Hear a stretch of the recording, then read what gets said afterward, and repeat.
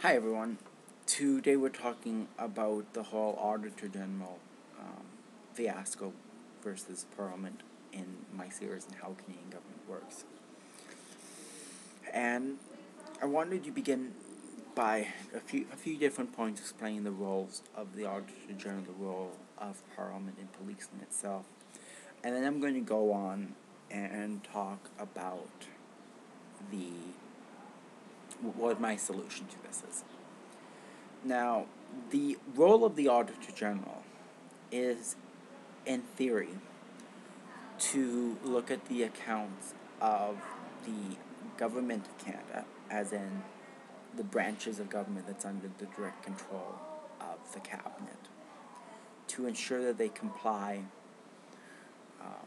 with value for money principles and that they're being used well. The role has evolved over time from simply just doing an audited financial statement of the Government of Canada to doing more value for money auditing or performance auditing to make sure that the money is Canadians are getting their bangs for their bucks. So the role has evolved, and the Auditor General really is looking at those agencies under the direct control of the government. That being the Cabinet, the Cabinet Department, Ministry of Finance, Ministry of Justice, stuff like that. Crown corporations, such as Via Rail, Radio Canada, CBC, the Wheat Board, FedNor, and other departments under the direct control of the Cabinet, such as the Economic Development Councils, several different things, which isn't technically fully a government department, isn't a crown corporation, somewhere in between, and has an effective role in that. So that's really the role of the Auditor General. There are a number of agencies which the Auditor General cannot audit because they're not under the control of the Cabinet. That is the Parliament. Doesn't make sense the Parliament is under control of the Cabinet, or everything would, or the opposition wouldn't get any resources. The Elections Canada. The government can't stop funding Elections Canada, or else you won't have an election. So it's guaranteed. And the third thing is that they cannot stop paying. They cannot audit themselves, so they cannot audit the Auditor General. These agencies are audited by external auditors hired by Parliament. In the cases of the Parliament of Canada, it's done by a board that a lot of people doesn't even know exists, called the Board of Eternal Economy. Now, the Board of Eternal Economy is made of about 12 members, including the Speaker, 2 members of the government, and members of the opposition parties. And it's a bit of a complex formula, but it's about equal government opposition on the board. And the Speaker presides. And the board really has the power to determine if Parliament is using Parliament's money well. That is, the money which are expropriated to Parliament. Now, the Auditor General claims that's all well and fine, but she has the legal power to review the expenses of members of Parliament. Under the Parliament of Canada Act, that's not true. Section 52.6, subsection 1 of the Parliament of Canada Act reads, and I quote, "The board has the exclusive authority to determine whether any previous or current proposed use by a member of the House of Commons of any funds, goods, services, or premises made available to that member for carrying out a parliamentary function is or was proper, given the discharge of the parliamentary functions of the member of the House of Commons, including whether any such use is or was proper, having regard to the intent and purpose of the bylaws made under Section 25.5, subsection 1 of the Parliament of Canada Act," which basically gives the Board of Eternal Economy the right to look at certain to make regulations to look at MPs' expenses and what's valid expense and what's not.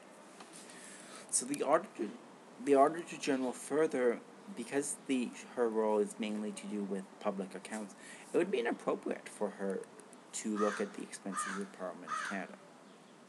Having said this, I don't think the current system is fully working.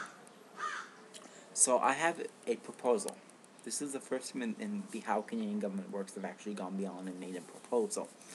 But I think it makes sense, and it safeguards both Parliament and opposition very well.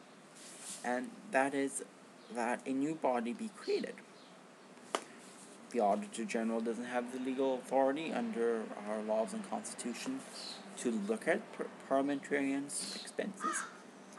So I suggest that we actually have a parliamentary auditor. Save all the money from contracting out to external audit firms.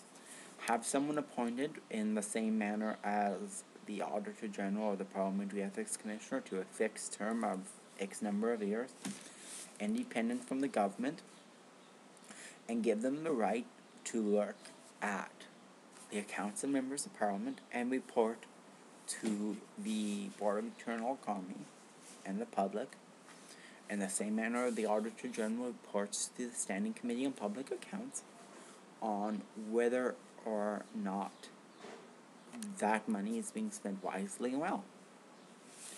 The other advantage of it is that parliamentary auditor could also look at those other agencies where the Auditor General is inappropriate to, including the Auditor General itself. The Auditor General is saying that the way the members of Parliament's expenses are viewed is inappropriate when the Auditor General's expenses is being reviewed in the same way. Doesn't make a whole heap of sense to me. So I say create an officer of Parliament, let them look at the whole gamut of things that the Auditor General can't cover. That office can be looked at by external auditors. Hell, that office could even be looked at by the Auditor General as a courtesy to Parliament. But the Auditor General is inappropriate for carrying out the function that she has suggestion she should. That, in my opinion, legally, the Auditor General doesn't have the power to, and constitutionally, to do so, I believe that she would be threatening the independence of Parliament in being the masters of their own house. So that's my solution to this problem. That's my video. Hope everyone has a wonderful Victoria Day. Celebrate our Constitution and laws on Victoria Day, our head of state. And that's my video on how Canadian government works. I'll have a few more coming up. And in the coming weeks, I just wanted to give you a little bit of an overview of a preview because I have about 2 minutes left before YouTube wouldn't accept it anymore. In the coming weeks, I'm actually doing a few more on Canadian government. A few things about the sessions of Parliament, and a few more about like why question period's important, and a few different things. Due to the UK election, I'm doing one on how coalition governments work. And then I'm going to be shifting focus for a while. Well, my head is really shiny. I'm going to be shifting focus, and I'm going to actually do a few on municipalities. Very important to the apparatus of government, but most people don't fully understand them, so I'm going to be doing a few of that. Municipal elections are coming up in Ontario. So that's my overview. I hope everyone have a good weekend, and be safe, don't drink and drive, and be safe. Have a great weekend, guys.